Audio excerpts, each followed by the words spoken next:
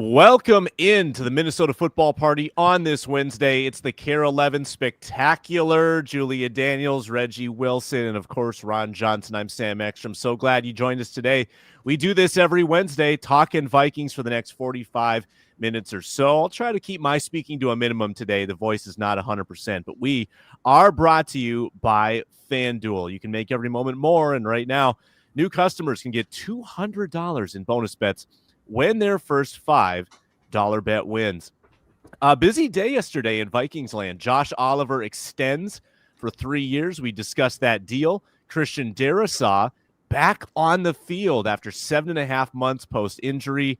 B-Flow spoke at the podium, and I posed the question, how much patience will the Vikings have with JJ McCarthy? It's all coming up on today's Care 11 show. Let's meet the panel once again. Let's go around the horn. Julia. Hi, guys. Julia Daniels, sports reporter at Care 11. Oh, man. Wednesdays are my Monday, and this Wednesday feels like I got a lot of catching up to do with all the stuff that's happening with the Vikings. So excited to get into it. Reggie Wilson, sports director at Care 11. And we got a Sean Mannion mention from one Josh Metellus. In comparison to JJ McCarthy, we'll talk about it. Don't know if that's a good thing. Well, Brian Johnson, former Gophers NFL wide receiver. Yep, and I got the voice thing that Sam has, except for mine's from softball. But we got to talk about kid gloves. Are there going to be kid gloves on the quarterback this season? We'll have to talk about that coming up. And again, I'm Sam Ekstrom. We start with the breaking news. I think I've got the breaking news set. Let's hit the breaking news sounder, even though it's a day old. Josh Oliver, 3-year extension through 2028, over $20 million in guarantees. Vikings have their 2 tight ends locked up long-term. This continues, Ron, the trend. Vikings are going for continuity. They want to keep the team, the roster intact for a multiple-year window.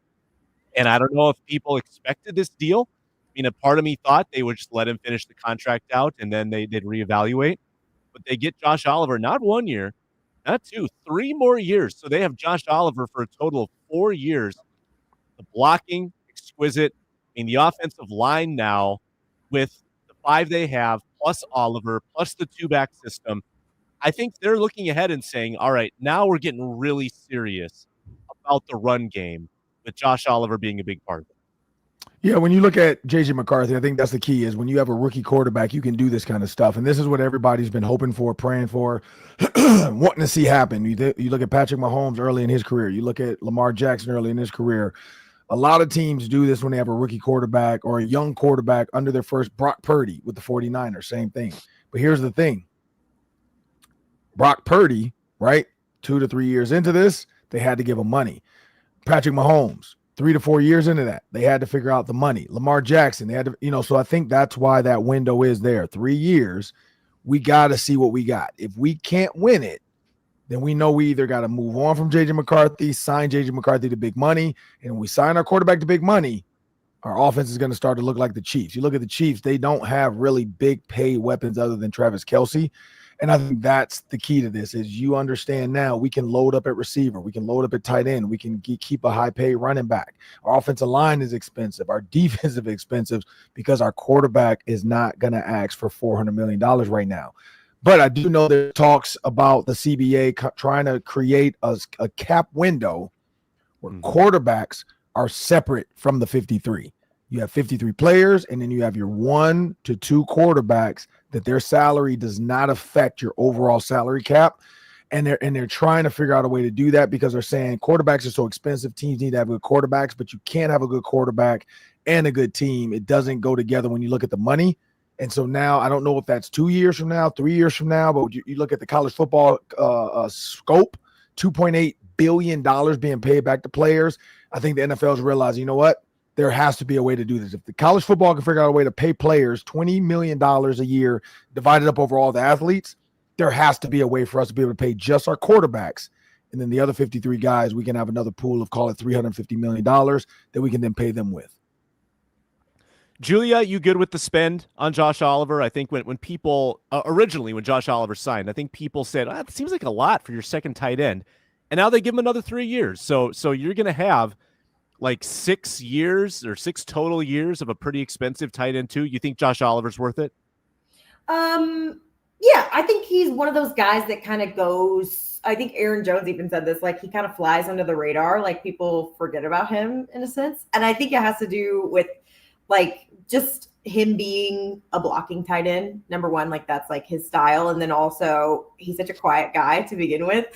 Reggie and I joke all the time that we're like, sometimes we want to ask Josh Oliver questions, but it's just you're probably not going to get a great answer because he's always just either giving everybody else the credit or he just has like he's very shy when it comes to media. But I do think it's worth it. I think he had a career year last year, and I think that was also because he was making up for when TJ Hawkinson was out too, and so he stepped up and he made moves. I will say there were some like crucial drops that he made last season that I remember, but.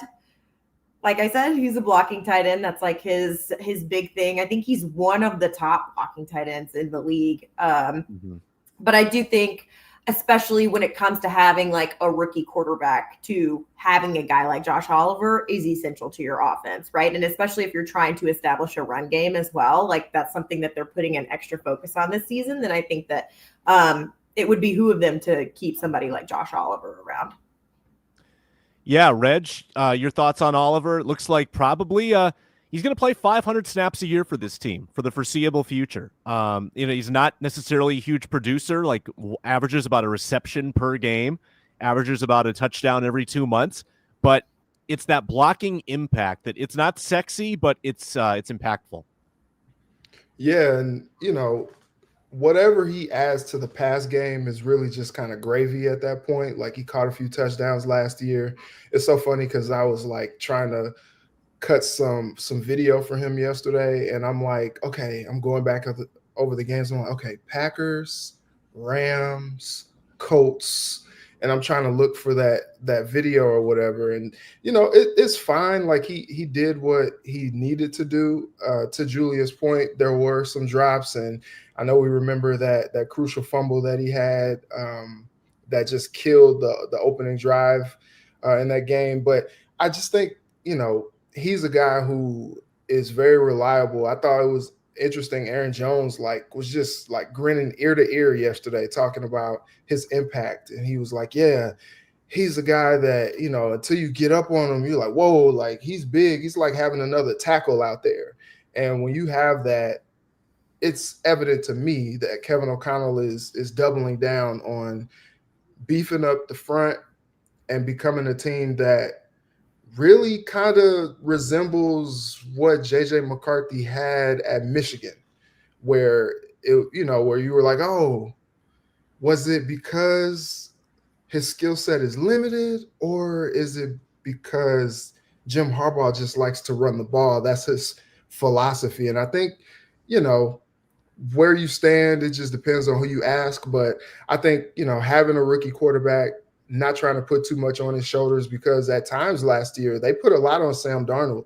And at times we saw when they couldn't necessarily get the run game going the way that they wanted to, it still had to revert to a lot being put on Sam Darnold. And when the pressure was what it wasn't a good situation for the Vikings offense and Sam Darnold. So I think, you beef up, you get guys like Fries and Kelly, and then you ink Josh Oliver, who is a very big man, very strong guy on that front, and you're beefing it up.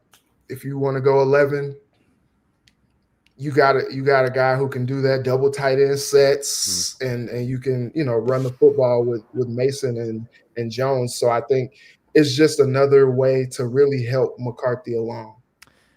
Ron, I'm curious your thoughts on Reggie's point about going 11, going 3 wide receivers. You've got Ham, you've got the 2 tight ends. You're going to want to protect your quarterback as much as you can.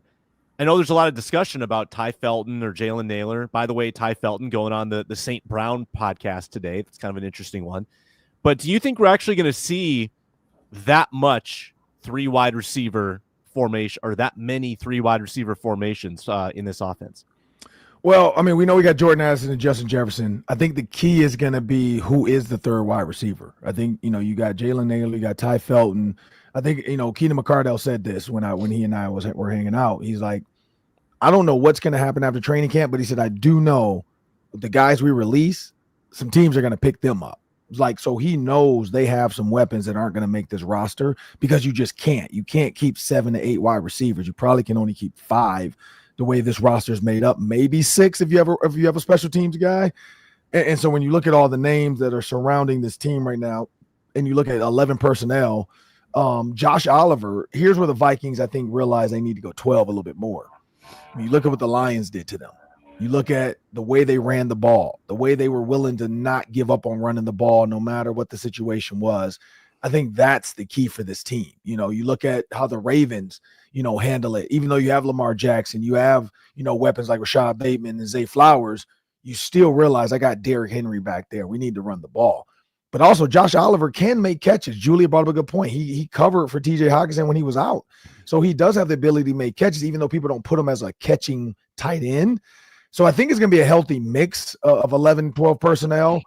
But, even in the red zone, that's the key. Like, there was way too much 11 personnel in the red zone, and the Lions feasted on it. You have to be able to put your head down, say, you know what? I got 5 big uglies up there, and they're going to handle your 4. I got 2 nice, strong tight ends. I got a fullback. They're going to handle your other 3 linebackers. That's where I think the Vikings need to figure it out, and I think that's the reason for bringing a guy like Josh Oliver back. You don't – and again, C.J. Ham's not a lock on this team, but he makes the team. You don't have a fullback and you don't re-sign your tight end at $20 million if you're not going to run the ball. Now, if you do this and you don't run the ball, I have no idea what Kevin O'Connell's doing. But if you are going to do this and you bring back Aaron Jones, like and you go get Jordan Mason, you know what I mean? Like, they're doing everything that sounds like they want to be more gritty and blue collar like the Lions. Yeah. And I think that's the answer. You still have Justin Jefferson. You still have Jordan Addison. You can still throw for 3,000, 3,500 yards, but you need to run the ball. You need to have a 1,000-yard rusher or at least a 900-yard rusher, maybe a 900 and 800-yard rusher. And maybe that's what this Jordan Mason, Aaron Jones combo is. 1, keep them both healthy. But 2, you have guys like C.J. Ham and Josh Oliver that you can run outside zone. You can run lead, and you can get to the edge with those big bodies. And, I mean, and look at Christian Darrisaw. We're not sure, but you have other offensive linemen that you can plug into and go big. Like, you have the bodies. But my biggest thing is the red zone and the Lions. I think Kevin O'Connell realizes, like, I can't throw the ball 11 times in the red zone. I got to be able to run the ball. Yeah. Yeah, speaking of the run game, speaking of the blocking game, pleasant surprise yesterday as Christian Darrisaw was in uniform. We discuss his immediate future next on the Minnesota Football Party. Today's show brought to you by FanDuel. NBA Finals are here. Game 3 tonight. It's going to be exciting. The series shifts to Indiana. Pacers +5, underdogs +190 on the money line. This is the game that Indiana has to have. I think they're going to have the most urgency.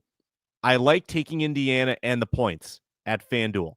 There's more ways than just that, though, to wager. Dozens, maybe hundreds of player props. You can put together a live same-game parlay. You can view performance trends to help inform your wager. There's more ways to play than ever. This is big. This is the NBA Finals. This is the Stanley Cup Final. Lots of options at FanDuel. And new customers can now bet $5. If they win that bet, you get $200 in bonus bets. Find like a good baseball money line during the day to bet that $5. Then you get the $200 in bonus bets. Then you can have some fun with the NBA Finals. Put together your same-game parlays, win big, make every moment more at FanDuel, an official sports betting partner of the NBA.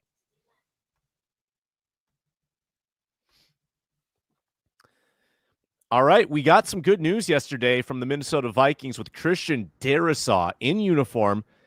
Big old brace on the leg. I mean, not exactly free of burden, but still moving around, doing individual drills. Can't say I expected to see that. 7.5 months removed from injury. Reggie, pleasant surprise on Darrisaw. Scale of 1 to 10, how confident are you that he's the week 1 starter coming off the ACL and MCL tear? I'm probably at like a 2. I think it's great to see him back out there. Mm-hmm. I think it just speaks to the type of athlete Christian Darrisaw is. Like, it's kind of surprising, but when you think about it, it's really not that surprising. He's known for being a super athletic left tackle. He can move really well. So it really makes sense that he was able to, recover enough to this point to be working out in individual drills and on the field. And I think that's a great sign. But I always felt like he's probably a candidate to start the season on the pup, just because, like, if you think about Kevin O'Connell and his time there, like, he always kind of plays the long game. He put Justin Jefferson on IR. Like, he's a person who just kind of errs on the side of caution, just like, look, we're not rushing a guy back, risking more injury. We rather take a little bit more time and then have him when we want to have him. And so I think, they've made some concessions, picking up guys like School, and they still have Brandell, and then, drafted Jackson in the first round. Like, I think they're doing enough to maybe suffice for a while. And maybe you do see a little bit more 12. You're like, you know what, we'll keep another tight end, on that left side, maybe just to help a little bit, especially as we try to establish this run game. But I think it's a great sign to see Darrisaw out there, and he looked like he was moving around well.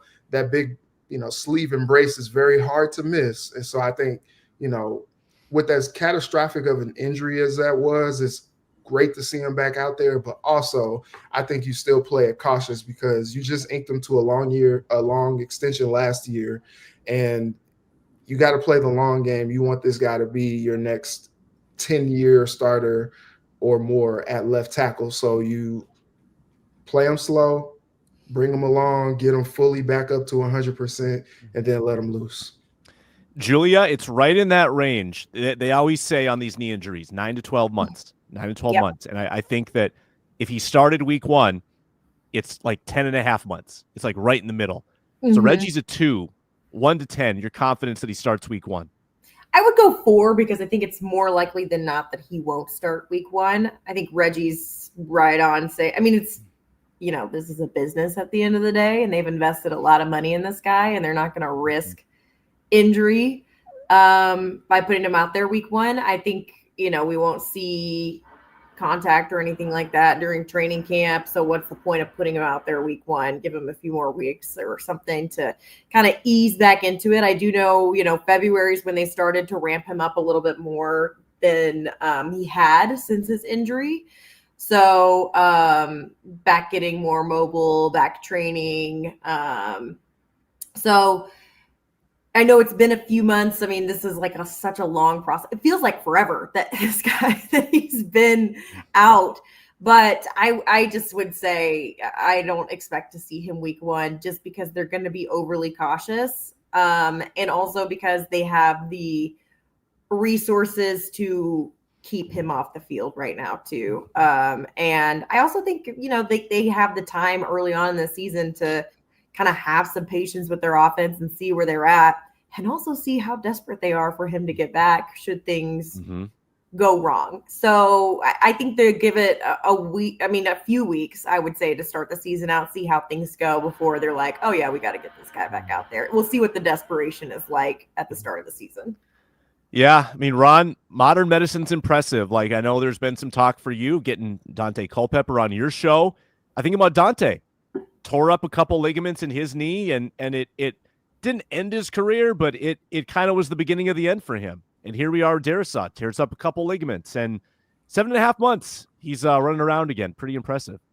Yeah, I mean, the best thing for him, too, is he's not – so devil's advocate. One, he's not a running back. He's not a receiver. He's not a quarterback. He doesn't have to move lateral, or he doesn't have to move, like, cut and do all that. A lot of his is go back, go forward. But, there is the run game. There is the screen game. There is the shifting and being able to react to when guys move. And you don't know how well you feel until you have to react to somebody spinning off of you like Jonathan Grenard or Van Ginkel.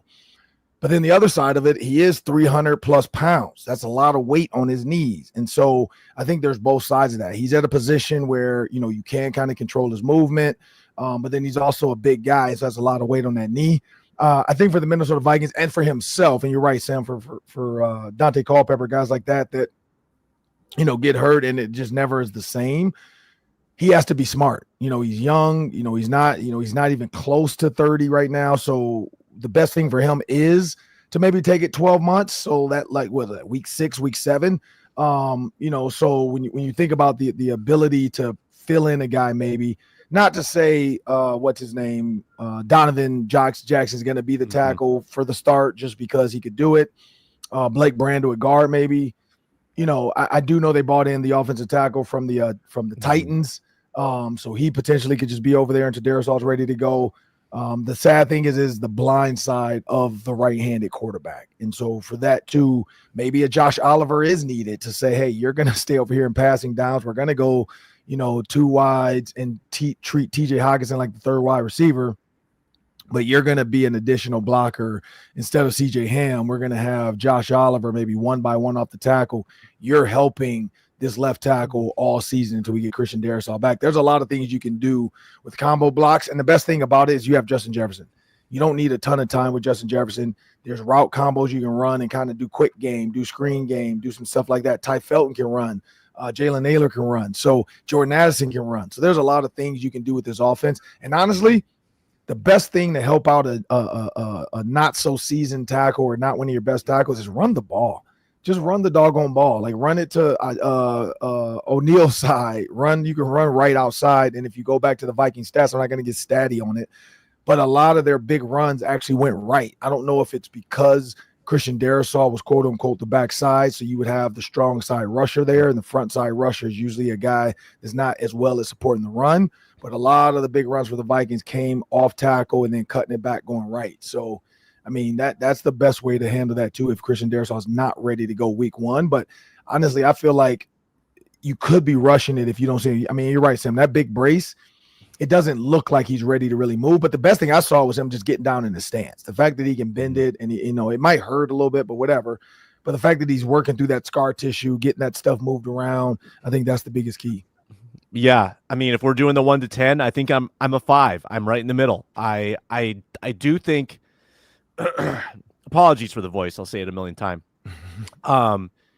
It's going to be hard for him to do a lot in training camp. It's going to be hard for him to do a lot of 11 on 11s. I think in that time frame. So will he be ready for the season when it comes around? Will he have had enough reps with the group with Donovan Jackson? Will his cardio be good? Like, will he be ready to go? Having not maybe done a lot in training camp? That's the big question. Probably a pup candidate, like Reggie said. Quick pause. When we return, Brian Flores speaks, and I pose the philosophical question. What is the patience threshold with JJ McCarthy if there's any early season issues? Back after this. We're brought to you today by Skylight. Say goodbye to sticky notes, scribbled plans on the fridge, overlapping calendar invites. Skylight Calendar brings clarity to the chaos, helps families stay organized without the stress. I need Skylight. I've got 2 kids. Life is chaotic. There's a lot going on. I think last week we just totally forgot. My son had a birthday party to go to. Just forgot about it. He was sad. We were sad. We need Skylight. They make it simple to track appointments, practices, dinners, reminders, all in one easy-to-see place.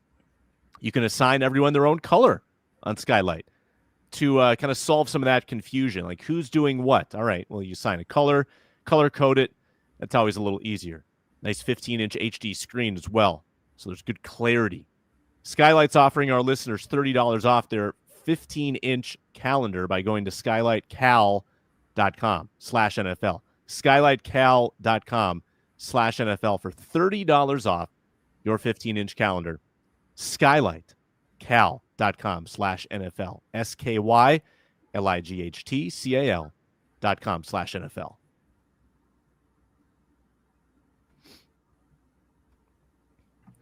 Sam, that was an incredibly personal ad read there. Everybody was sad. They tell us to personalize, Reggie. I'm letting you in on the ground floor. My failures as a parent. It was probably the saddest moment of his life so far that mom and dad forgot to take him to the birthday party he was supposed to go to. Yeah, terrible person. So Also, RotoWire. This is Christian Darrisaw to them. is that Marcus Davenport? Is that Cameron That is Jordan? Marcus Davenport. Yep. So What are we doing? according RotoWire? to them, Marcus Davenport, aka Christian Darrisaw, progressing well. Yeah, they probably competed against each other in like 4 practices before Marcus Davenport got hurt. Brian Flores spoke yesterday, and I thought it was insightful, particularly on the defensive line. I thought Julia's guy, Dallas Turner, got a lot of love. Dallas That's what Turner. I was thinking the same thing when you asked about his presser. Well, I thought that yeah, was take it away. Tell us what's your optimism about your guy, Dallas Turner, this year. B-Flow calling him like basically a third starter on the defensive line. Yeah. He was like, I don't ever want to say that he's like behind those guys because I consider it having 3 starters in there. And he just was very hopeful about Dallas's year this year. I think he was a little bit insightful too about like, we were always kind of wondering if Dallas was having a little bit of a hard time adjusting just to the league and being behind guys. You come from Alabama where you're a captain on the team and you're the guy, and then you come in and you're trying to figure out, and you're coming to a new place, a new environment, and a new climate. And it kind of seemed like Brian Flores was hinting a little bit that maybe it was a bit of a transition for Dallas last year.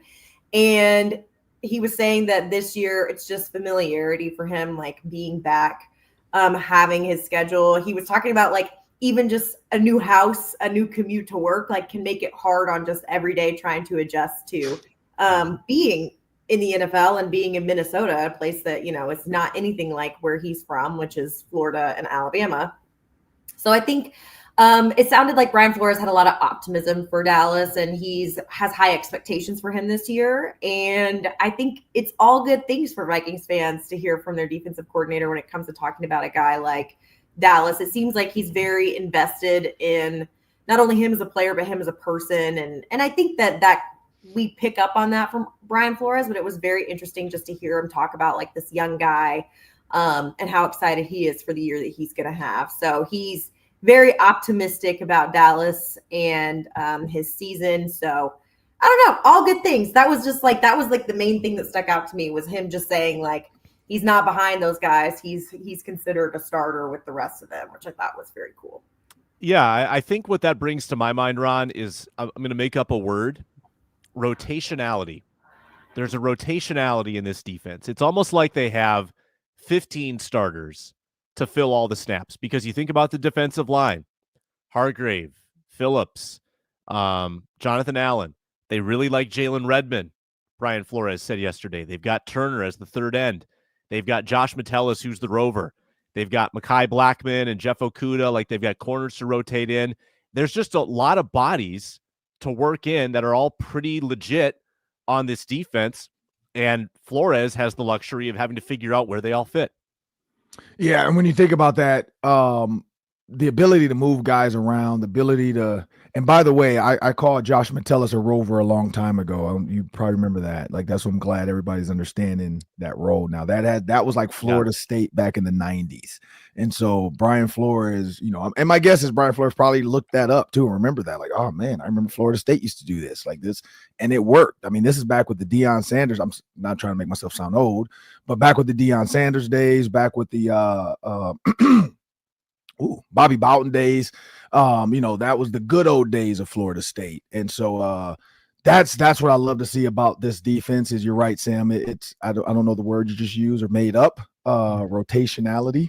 But I like that. I like that word. I don't know if it's going to enter Beyonce's dictionary, but it's out there. Bootylicious probably is there first before rotationality, but we'll try to get Brian Flores to get a word in the dictionary.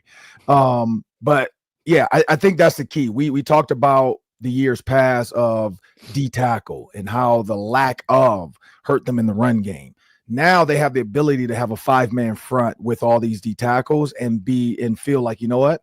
Hey, Lions, you want to run the ball? Let's go. Let's run the ball. I think that was the key. Is in the 3-4 defense, you're very susceptible to a team willing to go big, Well, now you sign all these D tackles. Now you can actually switch out, go 5-man front, put Jonathan Kennard at a true will linebacker, put Van Ginkel at a true will linebacker, and then put Blake Cashman at a true Mike backer, and then have a 5-man front, go bear like the Bears used to do in the 80s.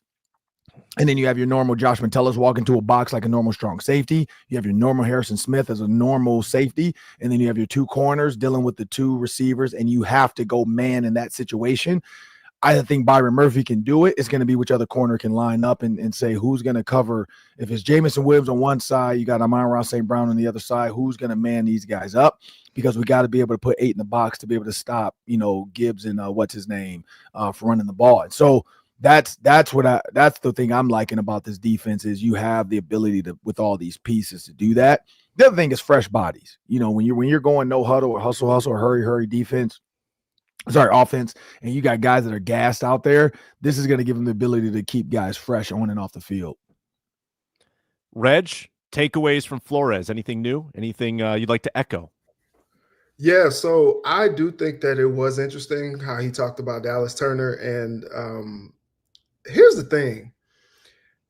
I was seeing things on X saying, like, who's going to be the most disappointing first-round pick, Rob Dillingham or Dallas Turner? And I'm just like, how are we here already? Like, they were rookies. They're still learning. And here's the thing. I picked up on, I guess, some wisdom, if you will, just listening to Jonathan Allen yesterday. He is a vet with 10-plus years in the league. And even he talked about how difficult it is coming over to learn Brian Flores' system. And he's excited about it. But I remember going back to the first year under Flo, how guys were talking about they were still understanding things as the weeks went on. Like, he was still giving them information that they were trying to learn and apply on the fly in that first year. And I remember how some guys kind of said last year how, second year in the system, they were able to really kind of understand what he wants to do, especially somebody like Harrison Smith kind of saying those things, like he kind of understands better what he wants to do. And I think that's crucial. To Julia's point, when you have a guy who is just a rookie, and one, he's playing behind 2 should-be all-pro guys, but 2 Pro Bowl guys, and you're still trying to figure out this complex defense that's probably more difficult than any defense that you've ever had to learn in your life, while you're playing behind these 2, Pro Bowl guys. Like, there's a learning curve there. And I think that part, to hear Brian Flores speak so glowingly of Dallas Turner, and I do think he's in for a breakout year in year 2. He's beefed up a little bit, and I think he's probably, at a different level of understanding where he could be trusted as a part of their rotation a little bit more. And so I think it's very complimentary for Flores to speak as highly of him as he did yesterday. But also, he's excited for a lot of the other guys. He talked about how excited he was about the possibility of getting Isaiah Rodgers into the fold, and now he gets to work with him, and he gets Jonathan Allen coming over, who's very excited to be a part of the defense. And he said a part of the culture that Kevin O'Connell and the coaching staff are building in Minnesota. Like, it's going to be something special on that defensive side. I think they are really equipping Flores with the guys that he feels like he needs to really make his system be as effective as possible. And I'm excited to see what they go to work to do. Yeah, I'm intrigued to see if Flores keeps the pedal to the metal from a blitz perspective too, because he's led the league the last 2 years, but now he's got more talent on that defensive line. Will he be able to just send the minimum more often and get home with some of these core guys on the line without devoting extra pressure to get after quarterbacks? That's what I'm going to be watching early in the season as well from B-Flow. Hey, but Theo Jackson said it best. That's not in his DNA. Like, he doesn't want to do that. He likes being sexy. Like, like, it's making him famous. I don't know if he'll ever get a head coaching opportunity, but it's making him defensively famous. Like, people love talking about how ridiculous his defense is. It's cool. I can't wait to unveil it. I mean, he's got all the resources he could possibly want to do any package he's ever dreamed of. Yeah, carry to a beef I think Sam too, like to that point, there were times where he was kind of doing it out of necessity, especially his first year as defensive coordinator with the Vikings. He was just like, look, I got to generate pressure however I can. And then last year, that interior wasn't necessarily getting the push that maybe they needed. So the guys on the outside were having to work a little bit harder. And so now that he has the guys, like, I'm interested to see what he dials up just for the sake of dialing it up, because he's just a madman, not necessarily out of necessity because he's trying to generate some type of pressure or generate some type of, exotic look to gain some type of an advantage. He has more of the guys in his system now. Super quick pause, and then I ask the question, what is the patience level going to be with JJ McCarthy in the early season? Be right back.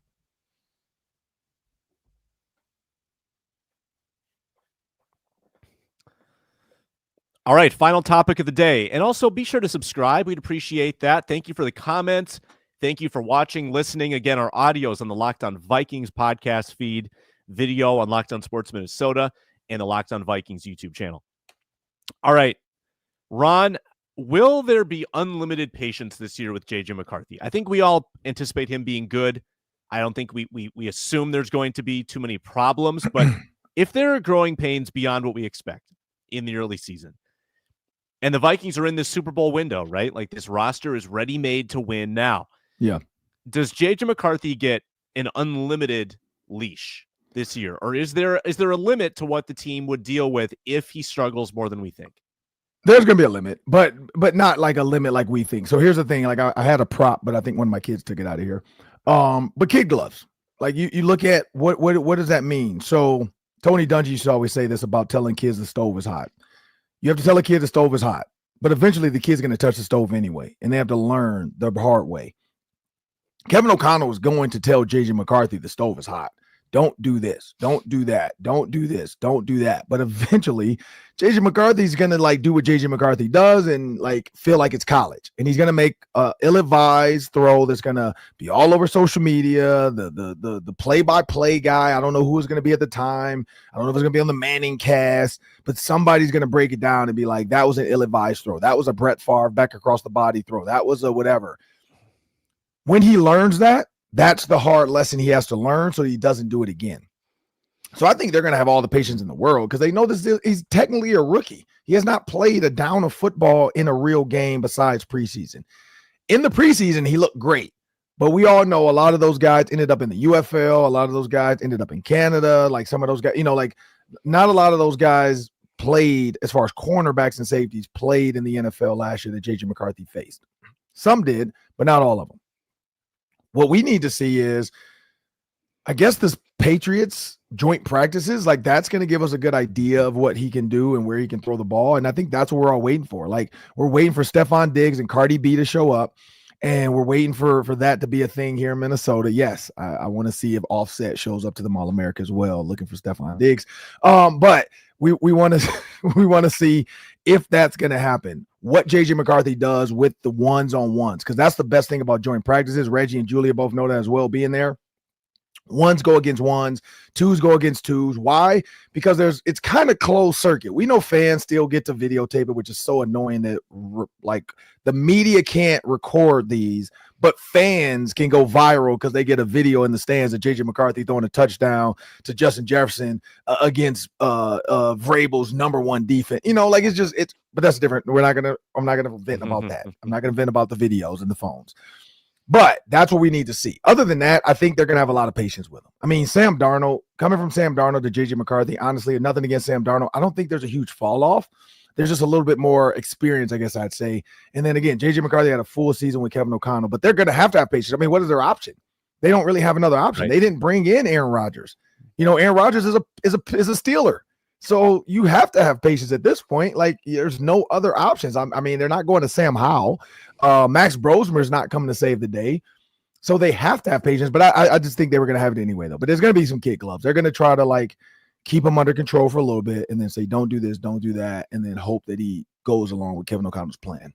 Yeah, Julia, I think Kevin O'Connell is just so sensitive to failing a young quarterback, because Kevin O'Connell was that guy, and he felt like maybe he didn't get, the best guidance in the world when he was a young quarterback. He is going to be, I think, so empathetic to what JJ McCarthy is going through that I agree with Ron. It's going to be a long leash if there are some of those early season issues. Yeah, I don't see them like benching him for anyone else that's in the quarterback room. I think Ron's exactly right. My answer to the question was going to be you have to have patience. It is a rookie season for this guy, and I think it's just like such a weird switch that's happened in the NFL in the past few years, especially when it comes to the quarterback position, where they just expect guys. Like, this is not how it used to be, where you would just expect quarterbacks to come in and within their first game in the league, they're supposed to be this superstar. And I think that maybe because you've seen some anomalies, like, with the Commanders and things like that, and you see some of that happening, but at the same time, it's like the expectation that every single quarterback's going to develop that quickly and figure it out is just a little ridiculous to me. And I think that you have to be a little bit more realistic when it comes to the progression of a young quarterback and just how difficult, and especially how difficult it is to come off an injury like this. He hasn't seen the game of football really at a super competitive level in like 2 years. So I think it's just one of those things where it's like you have to have patience with him because you literally don't have another option. Like Ron said, it's just and I think Kevin O'Connell, I think he looks forward to the challenge that it is to bring in a young guy and teach him about your offense and turn. But I think he's excited to turn JJ McCarthy into the quarterback that he believes that he can be. So I think that there's a lot of patience just from both of those aspects. Like, imagine being a Chiefs fan the offseason of 2018, saying, all right, there's probably going to be some issues with Patrick Mahomes early on. We're going to have to take his lumps and deal with it. I just looked up how Patrick Mahomes started the year that he took over. First 4 games, 14 touchdowns, no interceptions. Average, 35 points a game. Reg, can you imagine if that were the start?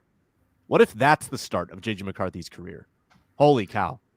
Yeah, I don't think Kevin O'Connell beefed up that offensive line and re-signed Josh Oliver to have that be JJ McCarthy's future coming right out of the gates. And I think it is, to Julia's point, tough when you see guys that have done well like Jaden Daniels and like CJ Stroud the year before where he took the Texans to the playoffs. But he did have his lumps the first 6 weeks of the season, and then you saw him kind of start to figure things out. And so I think that's to be expected. But here's the thing, and I'm paying off the tease here. Mm-hmm.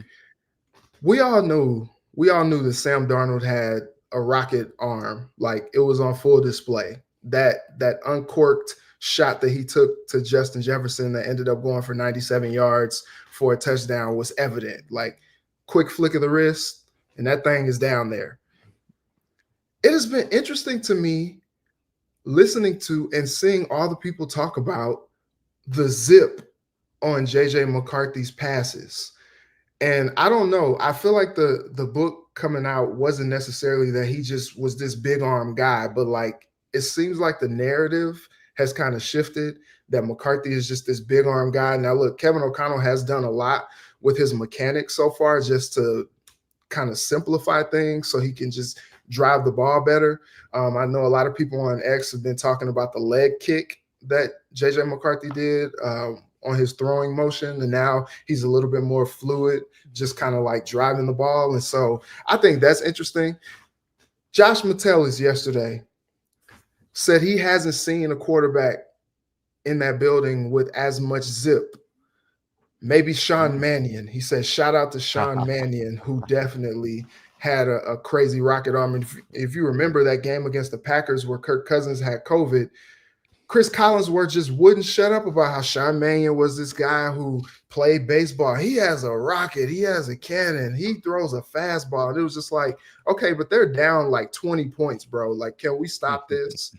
And so I thought that was a very interesting. And obviously, Metellus knows well, going against Mannion in practice and all that. So he knows the type of zip that he had on the ball. But I just thought after having Darnold in the building last year, it is just kind of interesting some of the narratives that have come out with McCarthy talking about how strong his arm is and all that stuff. And I think, that's going to be nice, to see once things get going. But I don't know. It's just been strange. It's just been strange. Just let the kid kind of make his own way. No doubt. No doubt. We end the show with one final important breaking news sounder. Reggie Wilson heading off to paternity leave starting tomorrow. We wish you the best. We wish you well. Good luck with everything. And we will see you, August? Late July? Training camp? Yeah, maybe I'll get the leeway to pop in on here on one of these Wednesdays still. But we'll see. We'll see. That'd be great. That'd be great. Best of luck to you. Thanks to Thank you. Julia, Care 11, Ron Johnson, The Ron Johnson Show on Tuesdays, and I'm Sam Ekstrom. It's Locked On Sports Minnesota. It's the Locked On Vikings channel. It's the Minnesota Football Party. Glad you joined today. We'll talk to you next time.